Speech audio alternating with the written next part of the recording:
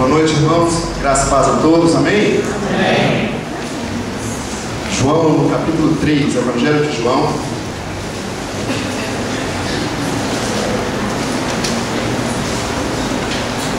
Vamos ler o texto. Do versículo 1 até o versículo 8. Todos acharam aí na sua Bíblia? Sim ou não? Vamos ler. Evangelho de João, no capítulo 3, o versículo 1 ao versículo 8. Vamos trazer a nossa atenção à palavra de Deus nesse momento, meditar, refletir. Diz assim: havia um fariseu chamado Nicodemos, que era líder dos judeus. Uma noite ele foi visitar Jesus e disse: Rabi, ou mestre, nós sabemos que o Senhor é um mestre que Deus enviou, pois ninguém pode fazer esses milagres se Deus não estiver com ele. Jesus respondeu: eu afirmo ao Senhor que isso é verdade. Ninguém pode ver o reino de Deus se não nascer de novo. Nicodemos perguntou: como é que um homem velho pode nascer de novo? Será que ele pode voltar para a barriga da sua mãe e nascer outra vez?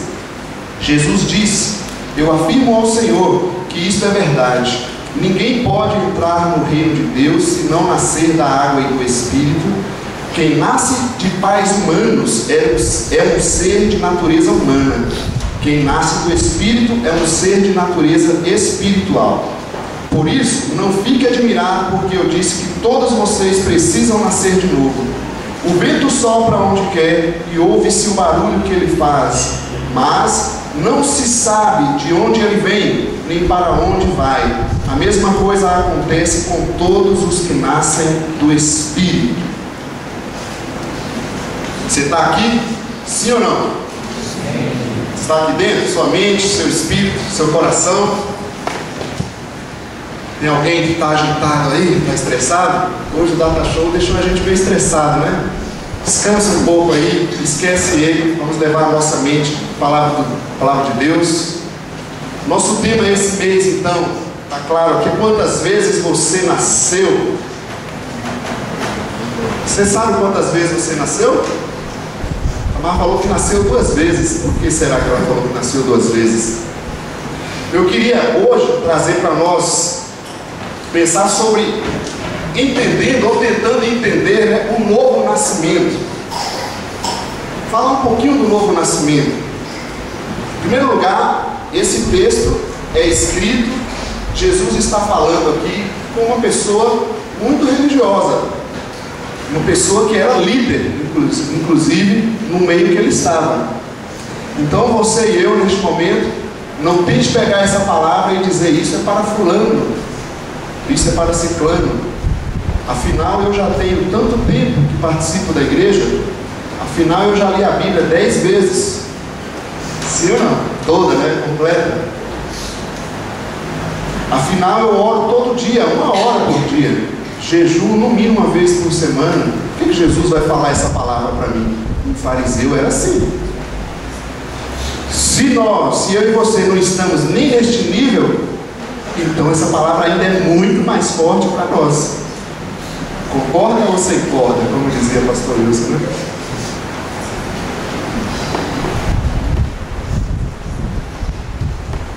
Jesus dirige essa palavra a pessoas como eu e você. E esse rapaz aqui, o Nicodemos, um pouco mais interessado do que os outros, se aproxima de Jesus para conversar.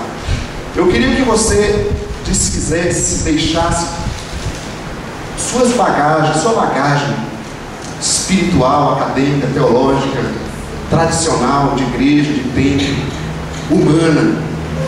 Aliás, a gente deve fazer isso sempre, né, com a palavra de Deus. Chegar diante dela como uma criança, sem nada, sem nenhum preconceito, né? Chegar diante dela vazio, deixando ela falar completamente a nós.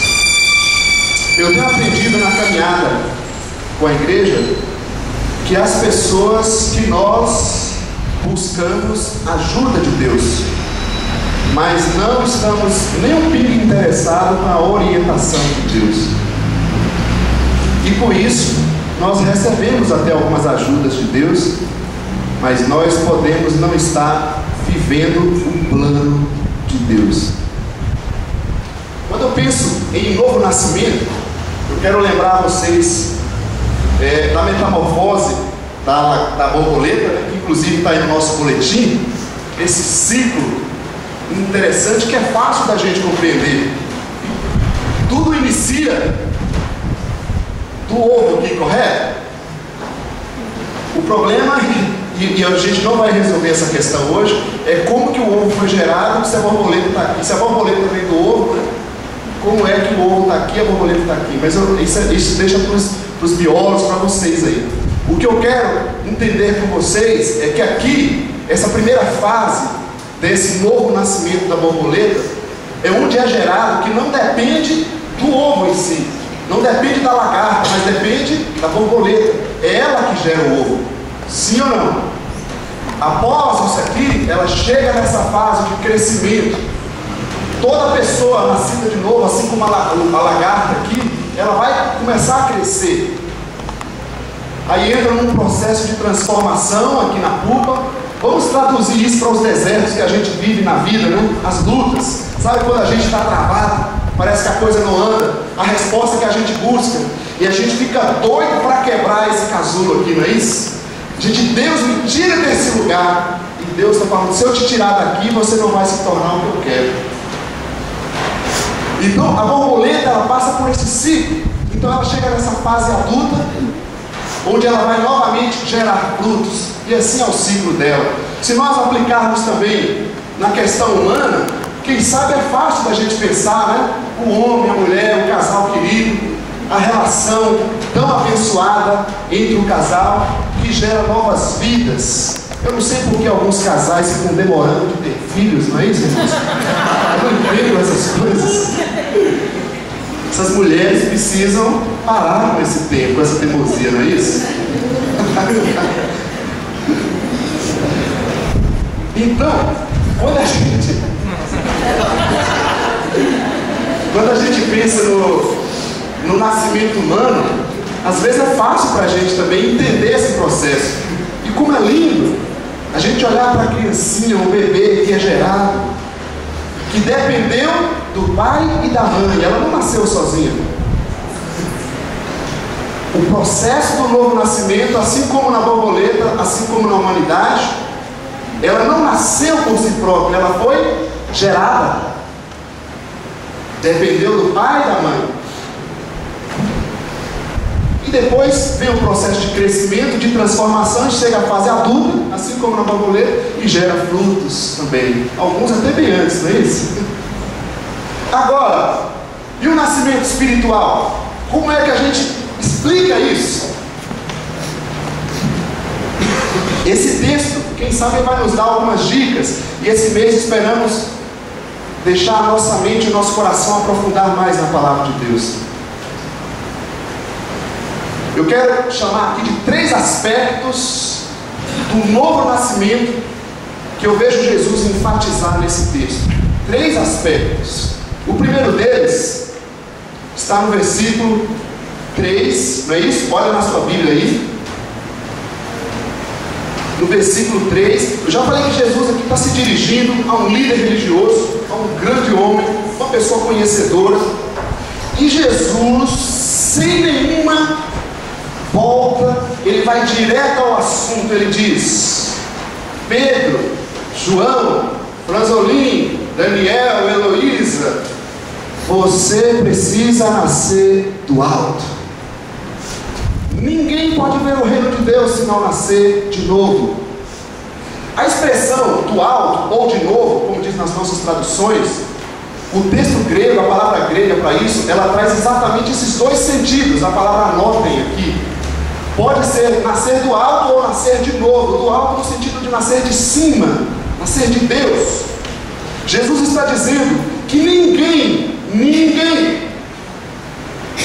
pode ver o reino de Deus se não nascer de Deus, do alto. Aí você está dizendo: pastor, e eu que estou vindo aqui na igreja, Eu vou responder para você, eu que estou aqui na frente falando para você com uma maior responsabilidade, estou completamente sob o efeito e o poder dessa palavra, assim tanto quanto você está. É necessário nascer do alto, nascer de novo. Vamos entender um pouquinho o que Jesus está querendo falar para nós. O pior é que Jesus fala, é preciso nascer do alto, nascer de novo. Só que ele não explica nesse texto, pelo menos a meu ver, o que é nascer do alto e nascer de novo. Então eu vou explicar pelo contrário. Quando a gente não sabe dizer o que é, a gente diz em primeiro lugar o que não é. E esse texto nos deixa pelo menos claro o que não é nascer do alto, nascer de Deus, nascer de novo. Algumas informações, você pode olhar comigo. No versículo 1, Nicodemos era uma autoridade, um líder entre os judeus. Isso, como é que a gente pode entender? Ele era uma pessoa que tinha religião. E Jesus disse para essa pessoa que tinha religião, é necessário nascer do alto. Então ele não tinha nascido, concorda? Mas ele já não tinha religião? Nascer do alto, Jesus está dizendo, Nicodemos. Nascer do alto, Denis, Léo. Nascer de Deus não significa ter uma religião. Não significa sentar nesse banquinho. Não significa estar aqui na frente falando. Isso está claro. As amizades, os relacionamentos que você tem, não significa ser filho de cristão. Não significa vir na igreja quando a mulher, quando o esposo, quando a namorada, quando o amigo vem. Ou quando precisamos de uma ajuda. Não. Mais uma afirmação. O que não é nascer do alto, nascer de Deus, é ter um entendimento sobre Jesus. O que Nicodemos começa a dizer? Sabemos que o Senhor ensina da parte de Deus. Porque ninguém pode fazer o que o Senhor está fazendo se não vier de Deus isso. Nicodemos tinha um entendimento humano sobre Jesus. Quem sabe, um pouco mais ou menos como eu e você tem. O entendimento sobre quem é Jesus. E queridos, para nossa surpresa, Jesus diz: o entendimento que você tem sobre mim não te capacita para nascer do alto. Mas pastor, eu já fiz o módulo 1, já estou no módulo 2. O módulo 1 e o módulo 2 não te capacita a nascer do alto. Mas pastor, eu fiz até o seminário. O seminário não te capacita a nascer do alto. Eu já tenho faculdade, sou uma pessoa culta. Teu pós-mestrado, suas graduações não te capacita a ser do alto. Estão entendendo, queridos? O que não é nascer de novo? Eu não li essa parte de propósito. Olha, volta na sua Bíblia no capítulo 3, agora alguns versículos antes, você vai ver o versículo 23 a 25. Olha que surpresa a gente encontra, queridos. Para a gente entender um texto, uma dica bem fácil: é sempre bom ler os versículos antes e os versículos depois. Então dê uma olhada nos versículos anteriores à conversa de Jesus com Nicodemos. Versículo 23. Quando Jesus estava em Jerusalém, durante a festa da Páscoa, muitos creram nele, porque viram os milagres que ele fazia. Presta atenção. Muitos creram nele, porque viram os milagres que ele fazia. 24. Mas Jesus não confiava neles, pois os conhecia muito bem, e ninguém precisava falar com ele, Jesus, sobre qualquer pessoa, pois ele sabia o que cada pessoa pensava. Nascer do alto e nascer de novo também não é ter sinais externos. A roupa que nós vestimos, que bom, olha o pastor como ele está bonitinho, né? Todo social, fora essa barbicha esquisita. Queridos, nascer do alto, nascer de Deus não significa ter sinais externos. Quantas pessoas deixam de vestir isso ou aquilo, ou passam a vestir isso ou aquilo, pensando que estão nascendo de Deus por isso? Quantas pessoas estão, entre aspas, acreditando em Jesus, devido a algum milagre, alguma cura, alguma bênção que recebeu de Jesus, e elas pensam que o coração verdadeiramente creu quando ela recebeu aquela ajuda. E é Jesus que está falando isso. Se você ficar com raiva, vai brigar com ele quando você chegar no céu. Jesus está dizendo: o presente que eu te dei, essa bênção que eu te dei, não operou salvação no seu coração. Eu te abençoei, eu tenho te ajudado, mas os milagres, as ajudas que eu tenho feito na sua vida não têm produzido no seu coração uma fé verdadeira de salvação, uma fé salvífica. Você apenas está comigo ainda porque está buscando uma ajuda. Forte, queridos. Então, é errado a gente buscar a ajuda de Deus? Completamente errado esse pensamento. Claro que não. Buscar o milagre, a ajuda de Deus. A questão está que essas pessoas se diziam que criam em Jesus ao ver o que ele estava fazendo.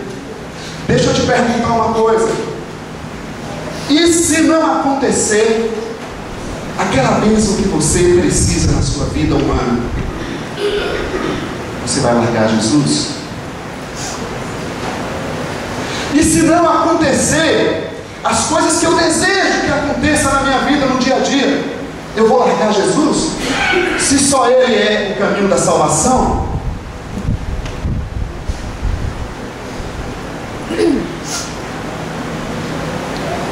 Estou conseguindo ser claro? Sim ou não?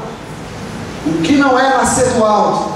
Ter religião, ter um entendimento sobre Jesus, apresentar sinais externos. Algo que fica muito claro nesse texto, e a palavra do grego aqui, para os que viram, é interessante porque é um espectador com interesse. Tem muitas pessoas admiradas, seguindo homens poderosos, que estão fazendo coisas em nome de Deus. A pergunta é: elas estão encontrando a salvação que Jesus veio oferecer ou não? O que está claro e enfático nesse texto é o que Jesus diz: ninguém pode ver o reino de Deus se não nascer do alto. Primeira expressão, pode, é a mesma palavra que é usada lá em Atos 1:8 sobre o poder de Deus. Lembra da borboleta? Lembra da criança? Ela nasceu por ela mesma, por si própria? Ou ela recebeu uma capacitação que não veio dela?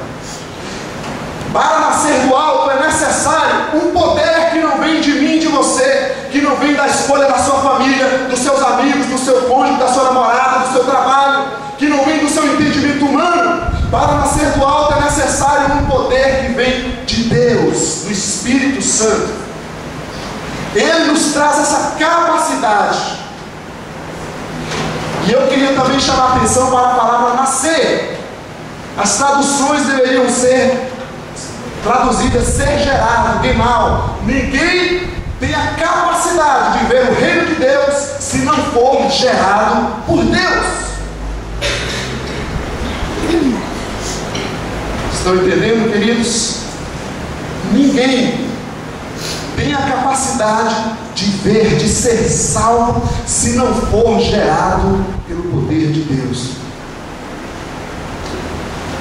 Agora, na continuação do texto, Jesus apresenta mais duas afirmações sobre o novo nascimento, que nos dá um entendimento melhor sobre o nascer do alto, o nascer de novo.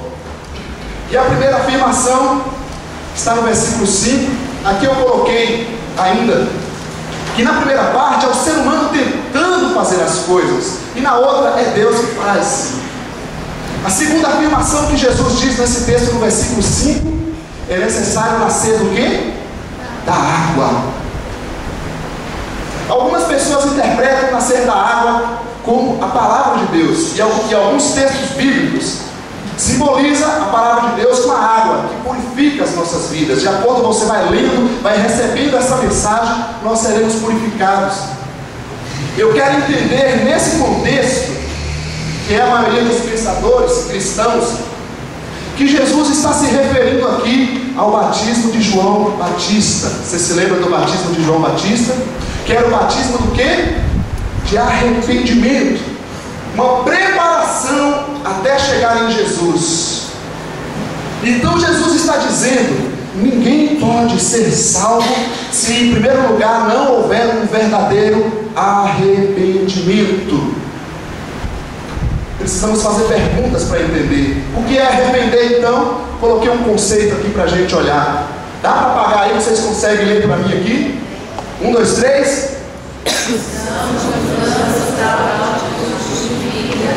Em que a pessoa, por ação divina, é levada a reconhecer o seu pecado e a sentir tristeza por ele, decidindo se abandoná-lo, mas ganhar a sua confiança em Deus que perdoa.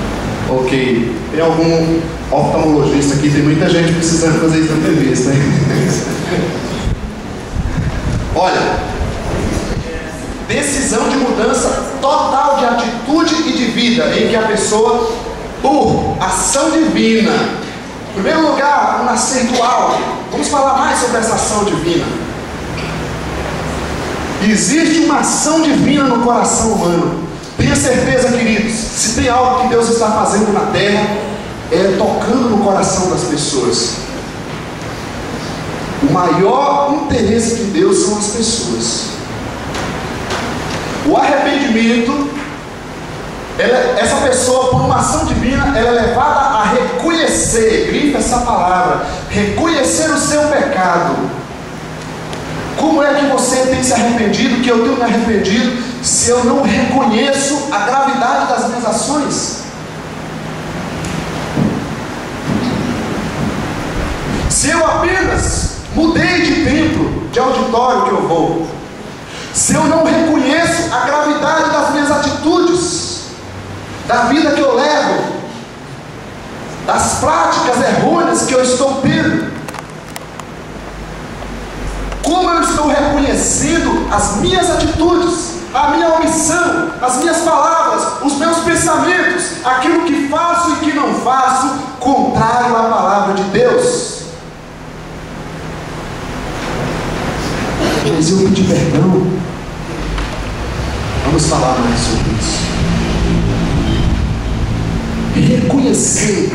Eu faço uma pergunta: eu e você temos reconhecido os nossos pecados? Reconhecido que você e eu, sem Deus, somos nada mais, nada menos do que miseráveis caminhando em direção ao inferno. A humanidade sem Deus está na sua condenação. Ela já está condenada. Aí a gente vem para Jesus. Alguns até chegam ao batismo e levam uma vidinha que não parece nada com a palavra de Deus. Querido, nascer de Deus, ser salvo, é reconhecer o meu pecado, reconhecer as minhas palavras, o meu jeito de falar, de responder, as minhas atitudes, o que eu ando vendo, o que eu ando pensando, a maldade que surge dentro de mim, como eu estou reagindo a isso, a podridão que está dentro de nós, nessa natureza pecaminosa, que deseja o mal, que odeia, que não quer o outro, que quer sempre o mal do outro, que deseja ver a caveira do outro,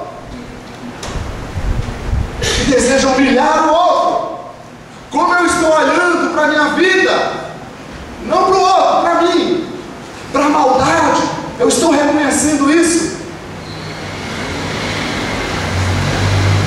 O dinheiro foi falado semana passada.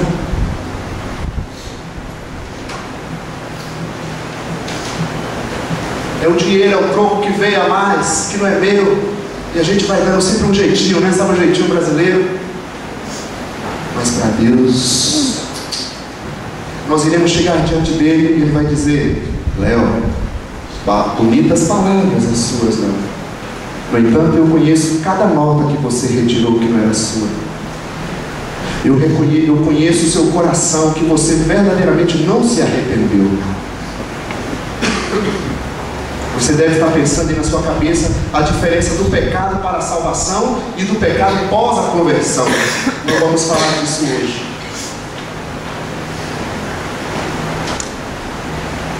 E sentir uma tristeza por esse pecado.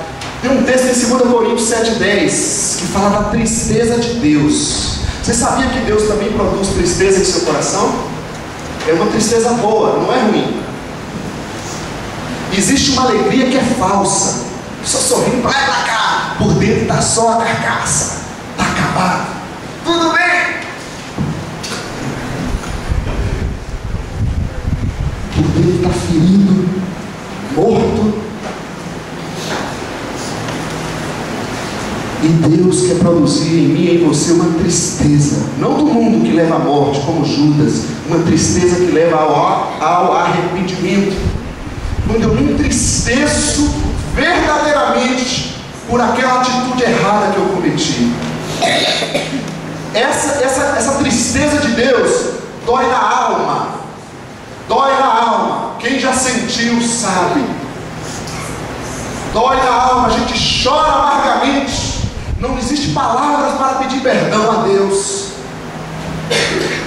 A gente se sente um miserável. Mas essa tristeza produz em nós uma atitude diferente, renovadora.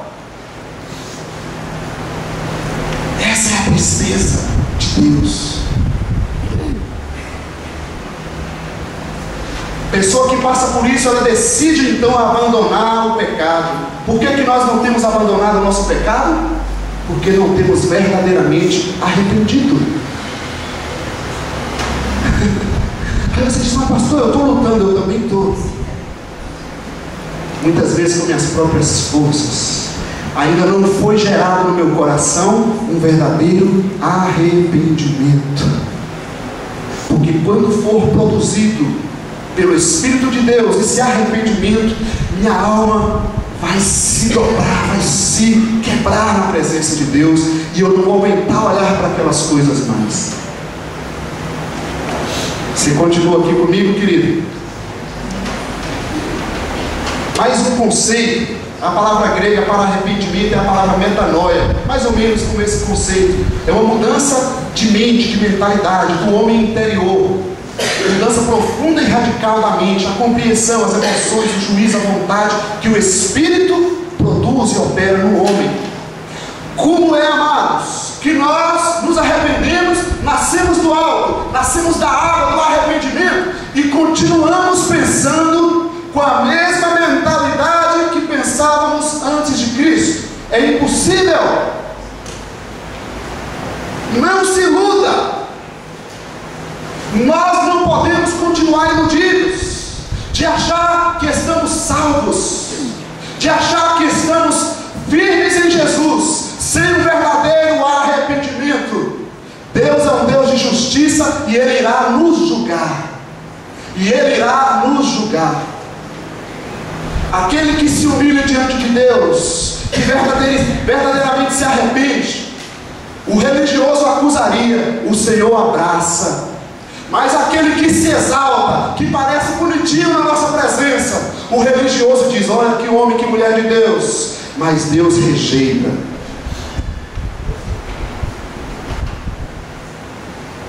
Nós lemos no versículo 23 do capítulo 2 que Jesus conhece o meu coração. Ele conhece o seu interior. Se você está tendo uma verdadeira atitude de arrependimento ou não.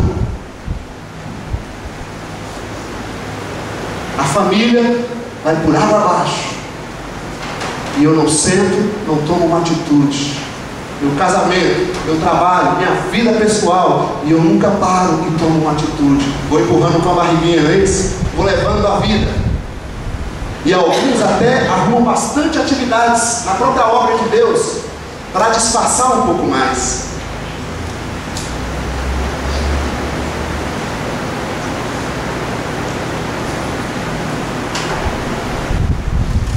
O texto de Mateus, que é a referência de Jesus, eu queria que você abrisse agora esse texto, Mateus capítulo 3, sobre o batismo de João, e você pode deixar aberto aí. Vamos fazer uma referência apenas a esse texto. Mateus no capítulo 3, versículos 5 ao 8. Dá uma olhada na palavra de Deus.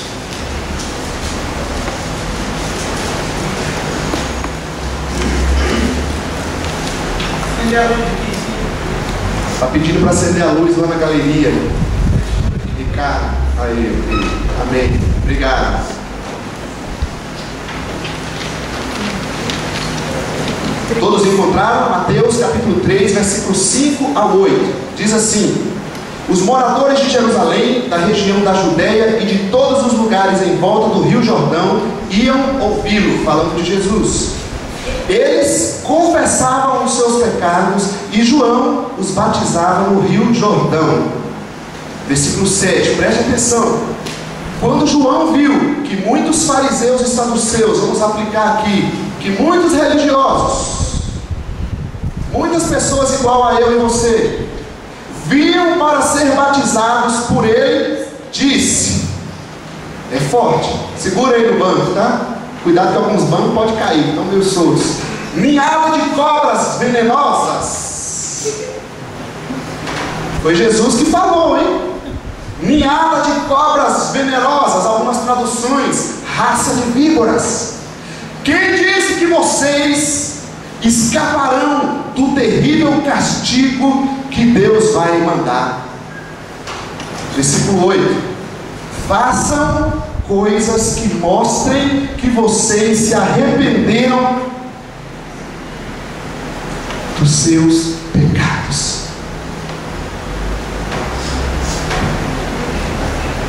É forte ou não é? A gente escolhe ler e se arrepender ou rasgar a Bíblia.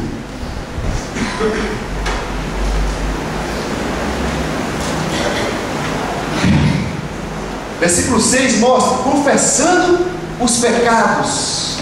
Confessando os pecados. Em primeiro lugar, queridos, eu e você estamos confessando nossos pecados. O Salmo 100, veio um branco aqui agora, acho que é o 136, onde ele pede para Deus sondar o coração e ver se há algo mal. Por que ele faz essa oração? Porque muitas vezes já estamos numa vida tão de pecado que a gente não consegue mais enxergar o que é pecado e o que não é. Virou tudo normal. É normal. Sabe por que está normal? Exatamente porque já nos cegamos novamente. Já não percebemos a agressividade nas nossas palavras. Já não percebemos a podridão nos nossos olhos, no nosso coração, nas nossas atitudes. Já não percebemos a frieza no nosso coração para com Deus, para uns com os outros. É preciso confessar os pecados. O contrário disso foi o caso dos fariseus. Quem lhes deu a ideia de fugir da ira de Deus?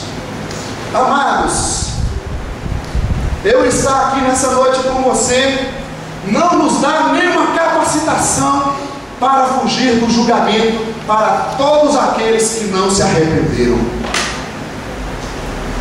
Jesus não nos quer porque somos melhores do que ninguém. Jesus morreu para todos aqueles que se arrependem. Isso é nascer da água, é arrepender dos pecados que tem cometido, que tem vivido. E mais, versículo 8, ele manda dar frutos de arrependimento. Se você e eu temos verdadeiramente vivido um arrependimento, mostre pelos frutos, pelas atitudes. Você conhece as suas atitudes.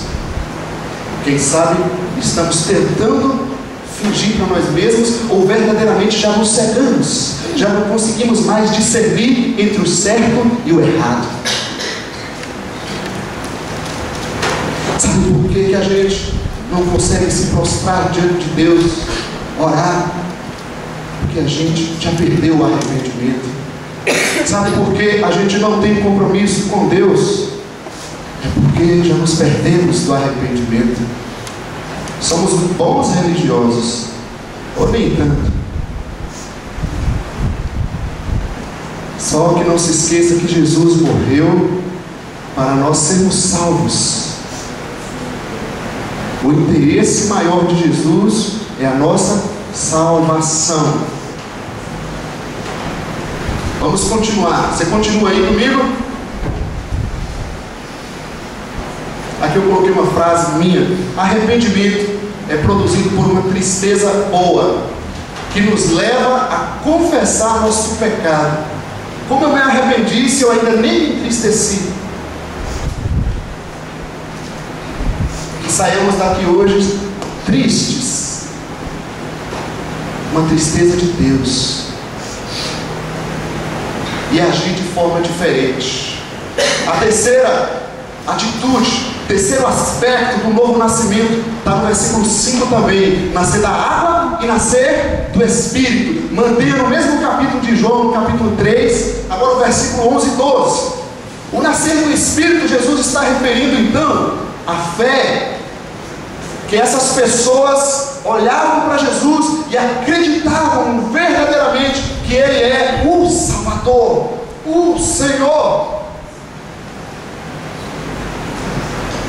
A palavra grega para fé, quero ler para vocês para a gente entender, é uma experiência que ocorre no coração humano após o arrependimento, que o leva a descansar completamente no Senhor.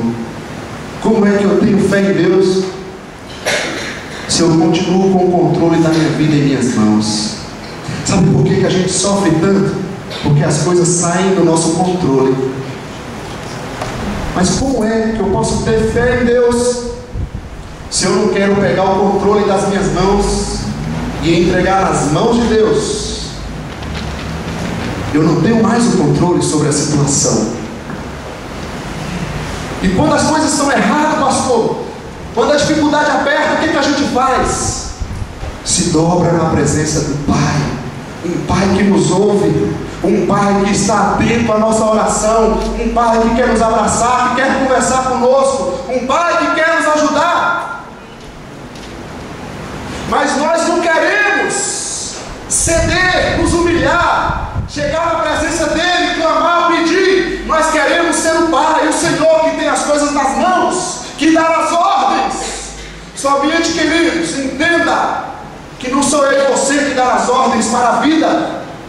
Não sou eu e você que dá as ordens para as coisas que vão acontecer ou deixar de acontecer. Se verdadeiramente temos fé em Deus, nós precisamos nos prostrar na sua presença, chorar na sua presença, se isso nos entristece, e dizer: Deus, me socorre. Não, Deus, cadê o Senhor? Por que isso?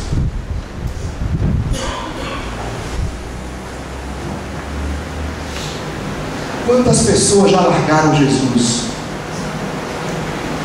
quando não aconteceram coisas que elas achavam que deveria acontecer? Mais alguma coisa sobre a fé agora no capítulo 11, 3, versículo 11 e 12. Dá uma olhada no seu texto. Sei que o horário está correndo, a gente está acabando. Versículo 11 e 12 do capítulo 3.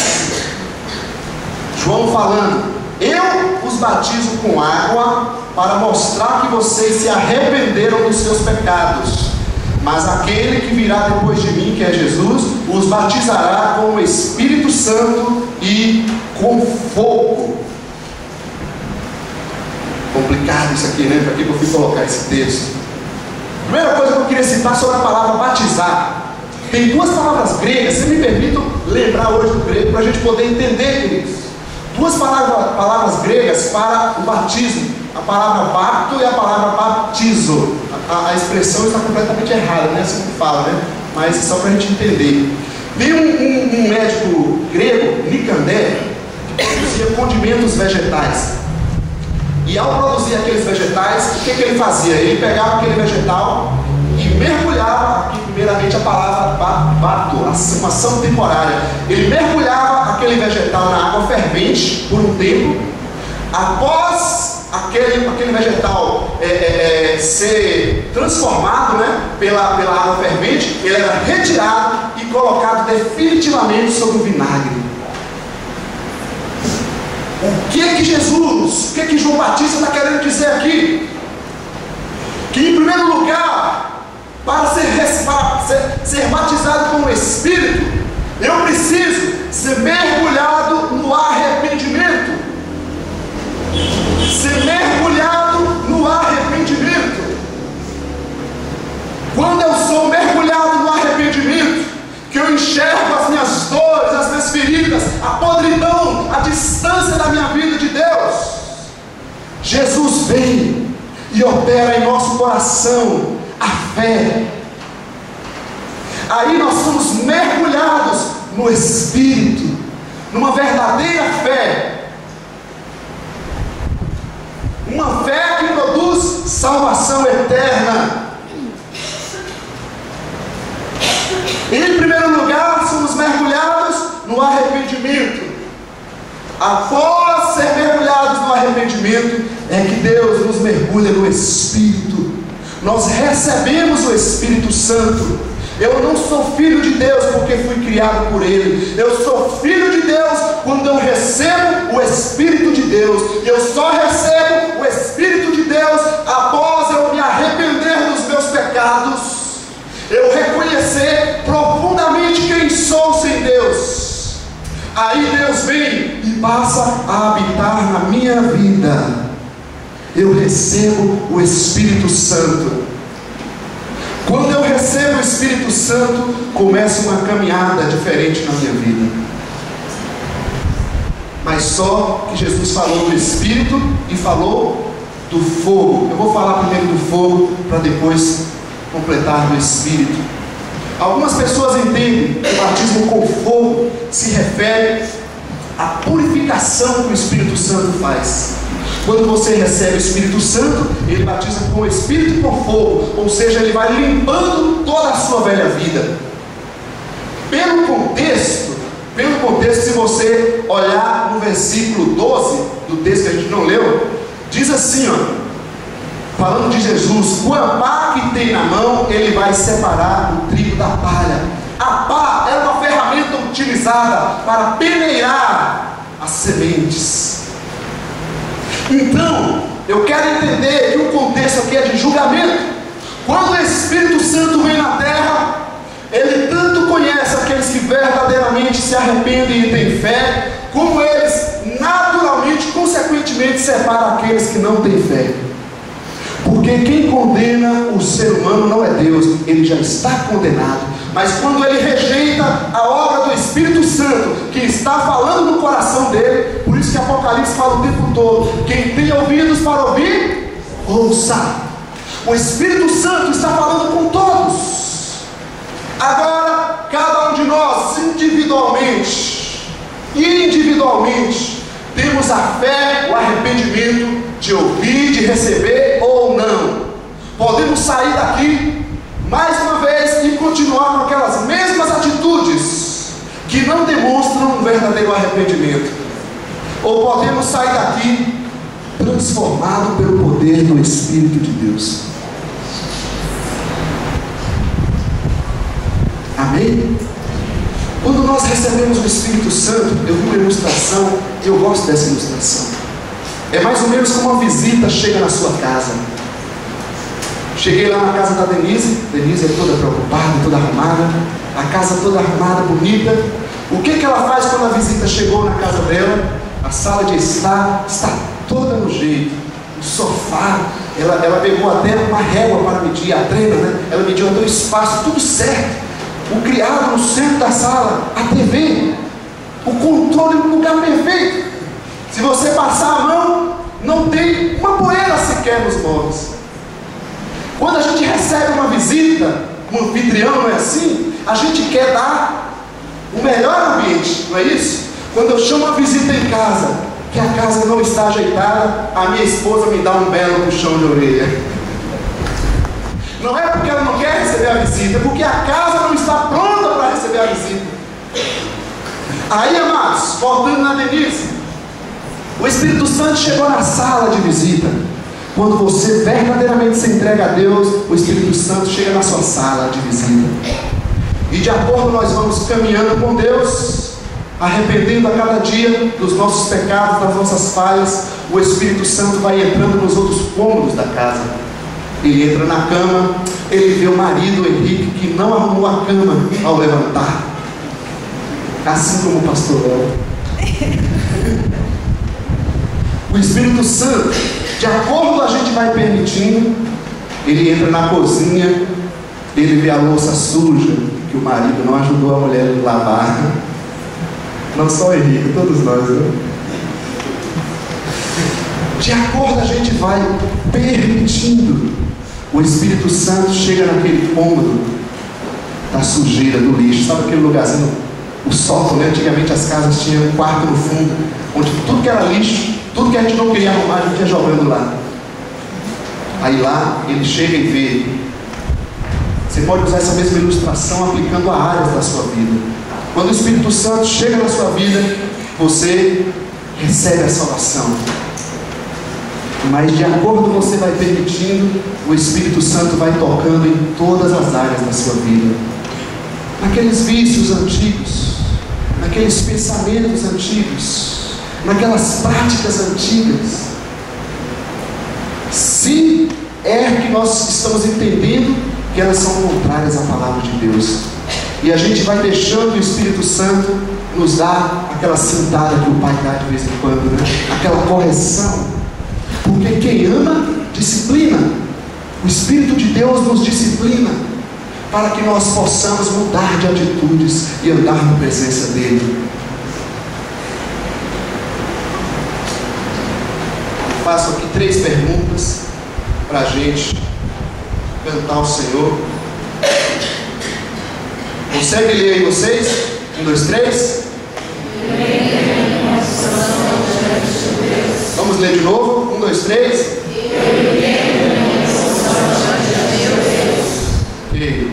Segunda pergunta. Os seus pecados da minha distância de Deus.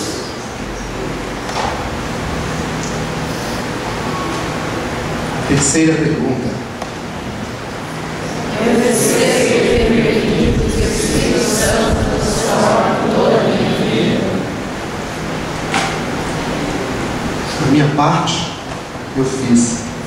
Agora cabe a você a sua parte e a minha como membro do corpo.